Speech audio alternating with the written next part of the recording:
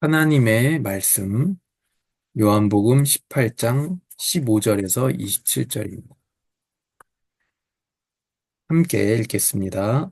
시몬 베드로와 또 다른 제자 한 사람이 예수를 따르니 이 제자는 대제사장과 아는 사람이라.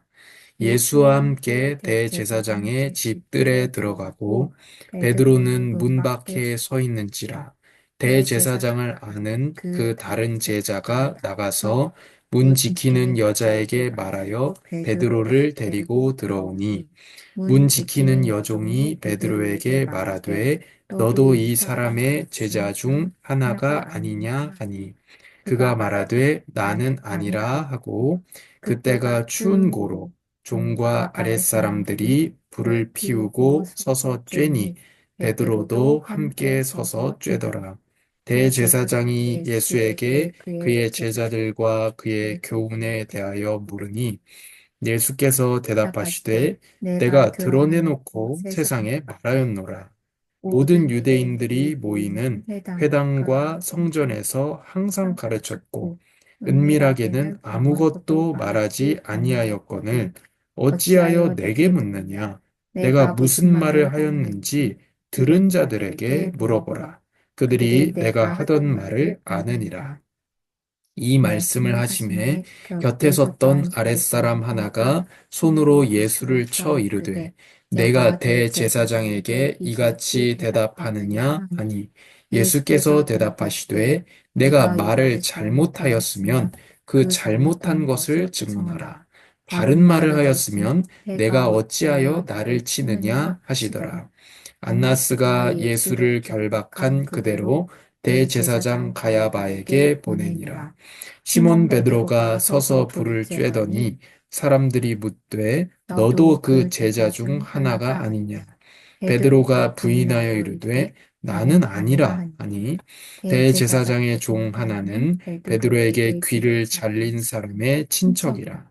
이르되 내가 그 사람과 함께 동산에 있는 것을 내가 보지 아니하였느냐.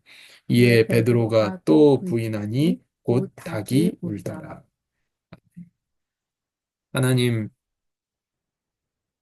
우리가 하나님 말씀할 수 있도록 읽고 듣고 지키는 복된 자가 되도록 우리가 말씀 안에 거하는 자가 되며 예수님 안에 거하고 예수님의 말씀이 우리 안에 거하는 자가 되어 많은 열매를 맺도록 성령께서 빛을 비추어 주시옵소서.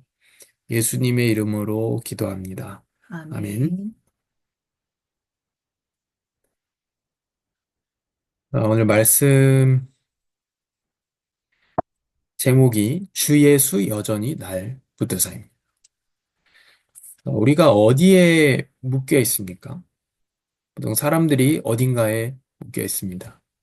먹고 살아야 되기 때문에 생계에 묶여 있는 경우도 있고, 우리가 생계를 해야 됩니다.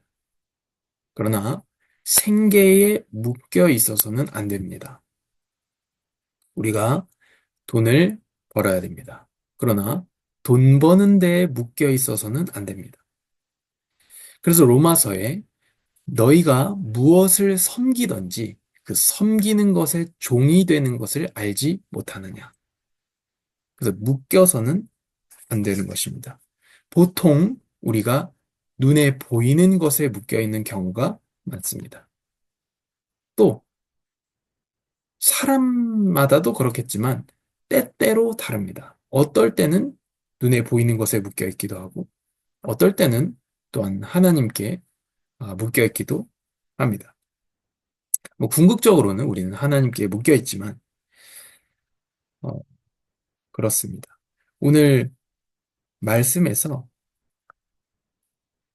이제 예수님께서 잡히셔서 어, 가야바에게로 또 안나스에게로 가야바에게로 이렇게 체포당하신 다음에 끌려다니는 이런 장면들입니다. 베드로가 그 끌려가는 예수님을 따라가다가 예수님께서 최후의 만찬 때 말씀하신 그대로 세 번 예수님을 부인하고 또 닭 우는 소리를 듣고 이제는 알게 되죠. 요한복음 본문에는 나오지 않지만 이제 베드로가 후회하게 되고 내가 예수님을 정말로 배신했구나 라는 것을 알게 됩니다. 이 대제사장의 신문에 예수님은 내가 몰래 얘기한 것이 아닌데 왜 나한테 묻느냐? 가서 나한테 들은 사람들이 많은데 그들한테 물어보면 답을 해줄 것이다. 그리고 어떻게 대제사장한테 이렇게 얘기하냐 하면서 때렸을 때에 내가 잘못한 게 있으면 말해라. 바른 말을 했다면 왜 너가 나를 치느냐? 이렇게 예수님께서 당당하게 말씀하십니다. 그래서 오늘 예수님 체포되시는 장면 중에서 첫 번째로 이제 베드로의 배신입니다. 베드로가 세 번 예수님을 부인합니다. 문지키는 여종에게, 또 불 쬐는 사람들에게, 또 말고의 친척에게. 그 앞에서 베드로가 예수님 세 번 부인합니다. 왜 베드로는 예수님을 부인했을까요? 상황에 압도되었기 때문입니다. 그래서 우리가 상황에 압도된다면 예수님을 배신할 수 있게 예수님을 배신하게 됩니다. 또 베드로는 두려웠고요. 상황에 압도되었기 때문에 두려운 것입니다. 그래서 우리가 내가 지금 상황에 눌려 있는가, 상황에 묶여 있는가를 봐야 됩니다. 그렇지 않다면 우리는 언제든지 베드로와 같이 예수님을 버리고 갈, 갈 수 있는 사람들이고 또 그렇게 가고 있는 사람들입니다. 저도 그렇고 순간순간 상황마다 예수님을 배반하는 선택을 할 때가 많이 있습니다. 우린 또 그만큼 연약합니다. 그래서 우리는 성령 하나님께서 우리를 도우시지 않으면 늘 이렇다는 것이죠. 그래서 항상 하나님의 도우심을 필요로 하는 존재가 우리라는 사실을 알 수 있습니다. 베드로가 어떻게 예수님 3년 따라다녔는데도 예수님을 배신할 수 있었느냐? 그러나 어, 그만큼 사람이 연약한 존재라는 것을 우리가 볼 수 있고, 그래서 우리가 자기의 믿음에 대해서도 교만할 수 없고, 교만해서는 안 되고, 하나님의 은혜를 구해야 되는 존재인 것을 알 수 있습니다. 그래서 오늘 찬송한 바와 같이, 우리는 늘 예수를 배반하나. 순간순간 우리는 상황에 압도되어서, 두려워서 예수님을 배반하는 선택을 이렇게 하고 있습니다. 그만큼 우리의 연약함과 약함이 보이고 하나님의 도움이 우리에게 절실히 필요합니다. 두 번째로 베드로와 베드로의 배신과 대비되는 예수님의 신실함입니다. 예수님은 이 땅에 자기 사람들을 사랑하시되 끝까지 사랑하셨습니다. 죽기까지 사랑하셨고 예수님 잡혀가시는 장면에 이렇게 말하죠. 나를 잡아가고 이 사람들은 보내줘라. 너무 멋있는 이런 말이고 너무 감동적인 예수님의 말씀이죠. 나를 잡아가고 이들을 보내줘라. 예수님의 어떤 책임감이 있는 끝까지 사랑하심입니다. 예수님은 상황을 이기셨습니다. 지금 이 체포로 끌려간 상황 중에 상황을 이기셨고요. 예수님이 체포당하고 예수님이 신문당하셨기 때문에 우리가 결박에서, 죄의 결박에서, 죄의 형벌에서 우리가 자유함을 얻게 되었습니다. 예수님이 체포되었기 때문에 우리가 자유함을 얻게 되었습니다. 우리 대신에 체포됐기 때문입니다.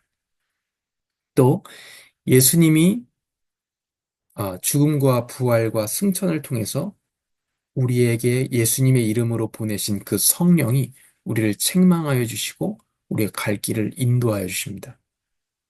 그래서 이 예수님을 세 번이나 부인했던 베드로가 사도행전에 이제 성령 강림, 성령께서 베드로에게 임하시고 교회 시대가 시작되자 하나님의 말씀을 담대히 증거하는. 근데 이게 우리가 성경을 읽으면서 여기는 요한복음이고 그 성령 강림의 사건, 교회가 세워지는 것은 사도행전 1장과 2장의 사건이니까 얼마나 간격이 있는지를 모르잖아요. 근데 예수님이 요한복음의 마지막 부분에 이제 부활하시고 그리고 제자들과 40일간 함께 하시고 또 승천하셨잖아요.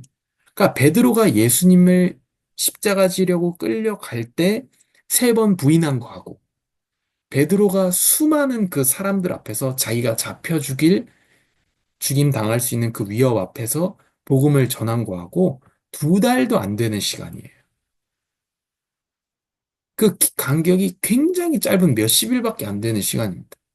그럼 베드로가 그 몇십 일 동안 어떻게 바뀌었냐는 거예요.